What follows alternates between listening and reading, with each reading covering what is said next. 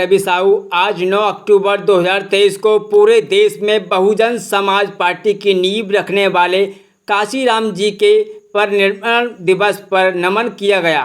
नोएडा में भी दलित प्रेरणा स्थल पर बहुजन समाज पार्टी के नेताओं व कार्यकर्ताओं ने बाबा साहब डॉक्टर भीमराव अंबेडकर की प्रतिमा पर पुष्प अर्पित कर काशीराम जी को नमन किया। इस मौके पर भारी संख्या में कार्यकर्ता मौजूद रहे। मौर्य समाज के बहुजन नेता रामेश्वर मौर्य ने विस्तार से अपनी बात गंगा टीवी पर रखी। देखिए पूरी रिपोर्ट संवाददाता NP Singh, Ganga TV news network पर। नमस्कार साथियों, मेरे साथ में इस वक्त रामेश्वर मौर्य जी हैं। ये बहुजन समाज पार्टी के जिला प्रभारी बधाइयों से हैं और मैं इनसे आज साहब काशीराम के परिनिर्वाण के बारे में कुछ जानकारी विस्तार पूर्वक लेना चाहूँगा। जी सर, आज बहुजन समाज पार्टी के माननीय श्री काशीराम जी बहुजन समाज पार्टी के नींव रखने वाले आज परिनिर्वाण दिवस के बारे में आप क्या कुछ करें? मैं मानवर साहब के बारे में अभी जितना भी बताया जाए उनके बारे में कितना परिश्रम किया था उन्होंने, ऐसे समझ लीजिए पार्टी बनाने की जरूरत क्यों पड़ी मान्यवर साहब को, क्योंकि ऐसी स्थिति से गुजरे थे वो। ऐसी स्थिति से गुजरे लोगों ने छुआछूत, ऊंच नीच तमाम चीजों को उनके लिए एक अधिकारी होने के बाद भी सर्विस में इतना प्रताड़ित किया गया, लेकिन सर्विस छोड़ करके उन्होंने जब देखा तो उन पर देखा नहीं गया कि ये क्या हो रहा है मेरे भारत देश में। भारत देश में अन्याय अत्याचार हो रहा है, लगातार अन्याय अत्याचार हो रहा है। मानवर साहब ने बहुजन समाज पार्टी का गठन किया। बहुजन समाज पार्टी का गठन करके युवाओं को, सब समाज के लोगों को जगाने का काम किया। जो सदियों से शासन करते चले आ रहे थे, लोग सदियों से शासन करते चले आ रहे थे और लगातार दबाते चले आ रहे थे। आज एससी, बीसी, ओबीसी, अल्पसंख्यक, आदिवासी जितने वर्ग हैं, अपर कास्ट में गरीब, सभी लोगों को सम्मान देने का अगर काम किया है तो मानवर साहब ने किया है और बाबा साहब ने किया है, बहन कुमारी मायावती जी ने किया है। पूरे उत्तर प्रदेश में नहीं बल्कि देश में अगर देश का कल्याण हो सकता है तो बहन कुमारी मायावती जी के द्वारा हो सकता है, क्योंकि उत्तर प्रदेश में एक बार नहीं, 2 बार नहीं, 3 बार नहीं, इतने बड़े सूबे में 4 बार उन्होंने ऐसी सरकार चलाई थी जो एक न्याय दिया था लोगों को।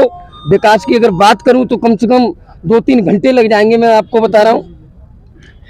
मैं शॉर्ट में बताना चाहता हूं, बहन कुमारी मायावती जी इस देश की अगर प्रधानमंत्री सन 2024 में बन जाती हैं तो ये भारत देश पूरे विश्व में पहले नंबर का देश कहलाएगा, क्योंकि बहन कुमारी मायावती जी जो कहती हैं वो करती हैं। जो उन्होंने कहा था अपने उस समय में जब सत्ता में थी, जो उन्होंने कहा था वही करके दिखाया था। मान्यवर साहब ने ऐसे लोगों को निकाल करके लाए थे। मान्यवर साहब के बहुत दबे कुचले गरीबों को जहां सताया जाता था, ऐसे लोगों को निकाल कर लाए थे वो, और उन्होंने एक रास्ता दिखाया था कि आपका कल्याण यहाँ होगा। धन्यवाद आदरणीय संचालक महोदय। आज ऐतिहासिक दिन गौतम बुद्ध नगर की इस पावन धरती पर हम और आप सभी लोग हजारों की संख्या में आज यहाँ उपस्थित हुए हैं। अपने मसीहा बहुजन समाज पार्टी के संस्थापक मानवर साहब श्री काशीराम जी के चरणों में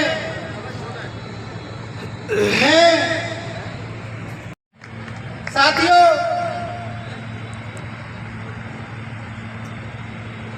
मैं नमन करता हूं बाबा साहब डॉक्टर भीमराव अंबेडकर जी को और आदर्श नेता मानता हूं परम आदरणीय बहन कुमारी मायावती जी को। आज इस श्रद्धांजलि सभा में मुख्य अतिथि की हैसियत से उपस्थित पूर्व प्रदेश अध्यक्ष, 2 बार के माननीय सांसद राज्यसभा, आगरा, अलीगढ़, लखनऊ, प्रयागराज मंडल के मुख्य प्रभारी आदरणीय माननीय मुमताज अली साहब, माननीय पूर्व मंत्री राजकुमार गौतम जी, माननीय पूर्व चेयरमैन SC/ST आयोग आदरणीय गोरेलाल जाटव जी, माननीय सूरज सिंह जी प्रभारी आगरा और कानपुर मंडल, माननीय पूर्व MLC प्रताप सिंह बघेल जी, आदरणीय रणवीर कश्यप जी, आगरा से चलकर हमारे बीच में उपस्थित हुई पूर्व मेयर प्रत्याशी आदरणीय लता वाल्मीकि जी, इनके साथ साथ पांचों मंडल के सम्मानित जिलाध्यक्षगण, मंच पर उपस्थित हमारे साथी सभी मंडल प्रभारीगण